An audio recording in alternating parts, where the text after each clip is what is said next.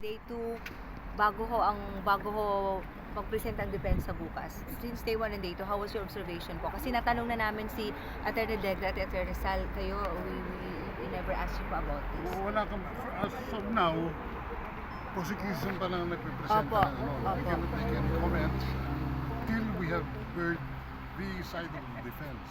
Pero anong masasabi po ninyo with the initial... Personally, I see it as a political something, political matter. Walang parang baliwala ebidensya dito eh. Walang chatrix eh. Attorney, what made you say so? Can you give us further insights on saan po nanggagaling, where that point of view is stemming from?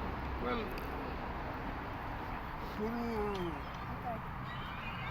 puro storya lahat na hindi natin alam anong oras, sino, kailan, no? Walang sufficient definiteness kung sino ang probably hindi natin alam ang procedure dito sa ICC, iba ang sistema nila, but as lawyers, as Filipino lawyers, we expect something different. Bigyan nyo kami ng nakikita namin na masasagot namin ng tama.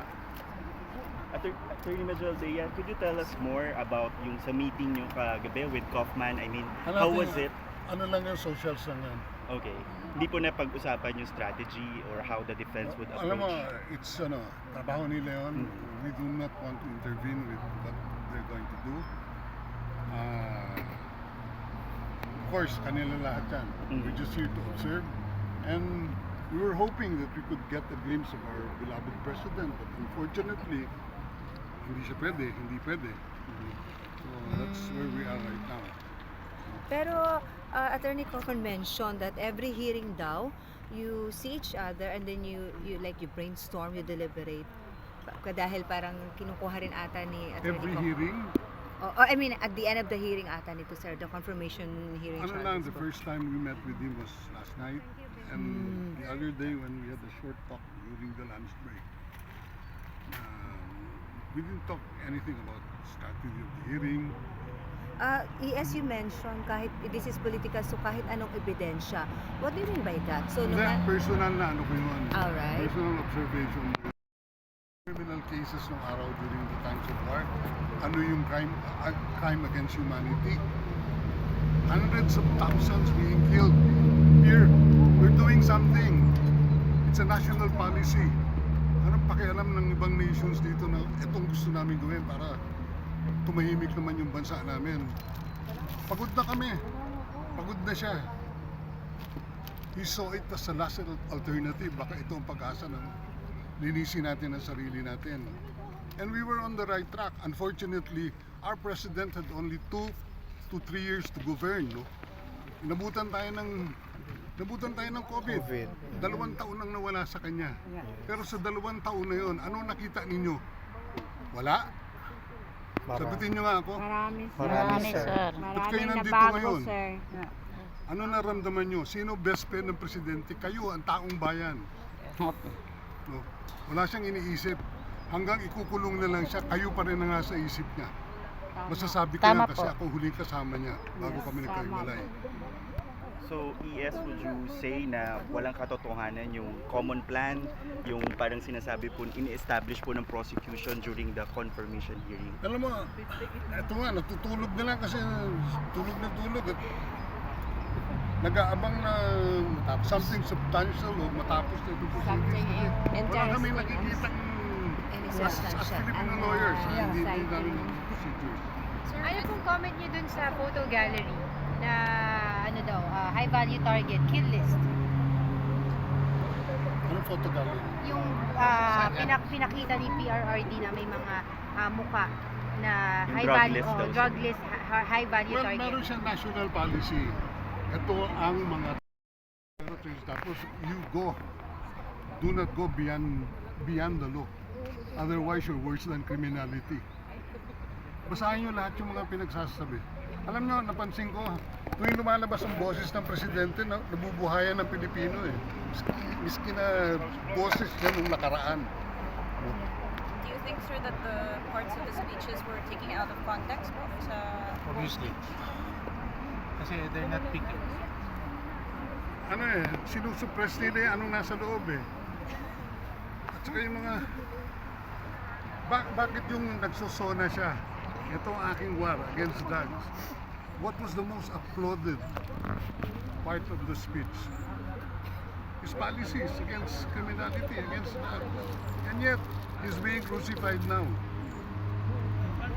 Atty. Yes, Delgra, how would you ang respond sabi po kung ng Malacanang kay prosecution, sa Claire ay, Castro sorry. na sinasabi niya hindi dapat na gamitin yung arguments na pagpapadala dito kay PRRD sa The Hague because matagal na daw po naisampa yung mga kaso laban sa kanya. Alam mo, hindi ako makasagot kay Claire Castro kasi minsan parang naniniwala siya sa sinasabi niya eh. Attorney, be that as it may, it still stands in court that the defense will have to debunk or chip away from the arguments of the prosecution and the victims' counsel, even if you're frustrated by them. against the accused. So what is there to debunk? You feel that that would be enough defense to actually stop the chamber from confirming the charges against the former president? The accused is presumed innocent until proven guilty. The prosecution has the burden to prove its case.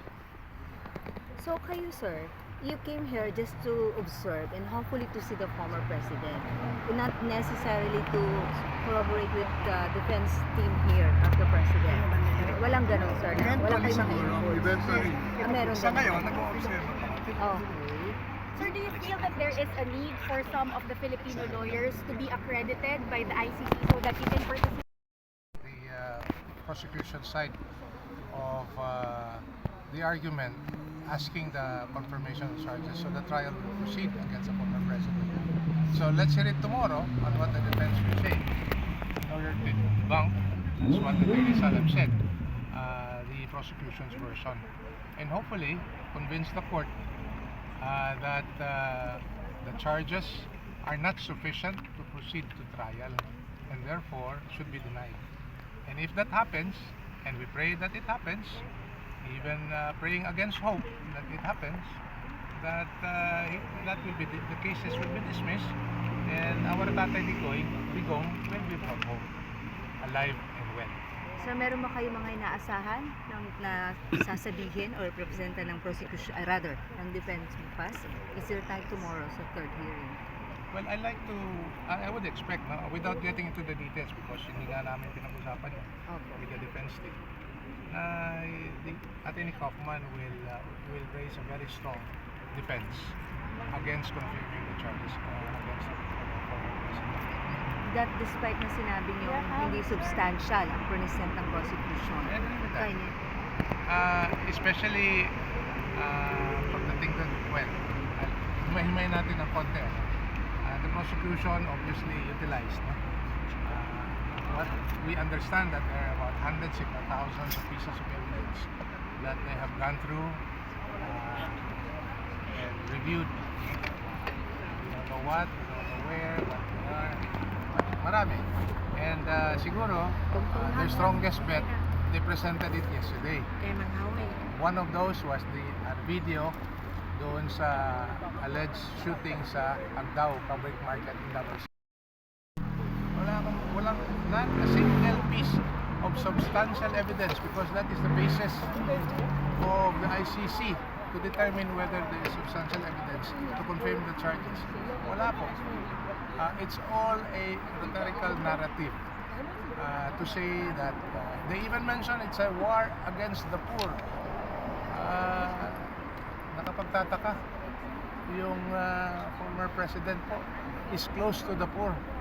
At marami pong sinabi si Attorney Kaufman during the opening statement about the social reform agenda of the president. So, what is there to say that it is a war against the poor? It is a war against illegal drugs, yes, but certainly not against the poor. Attorney Medialdea, with the way things are going sa takbo po nung mga nakaraang araw, do you expect the prosecution to present their witnesses at this stage in the hearing? Wala pa. Not at this time. Confirmation of charges pa lang. Because in September, the court allowed them to present at least 2 witnesses. So now they have the option whether or not they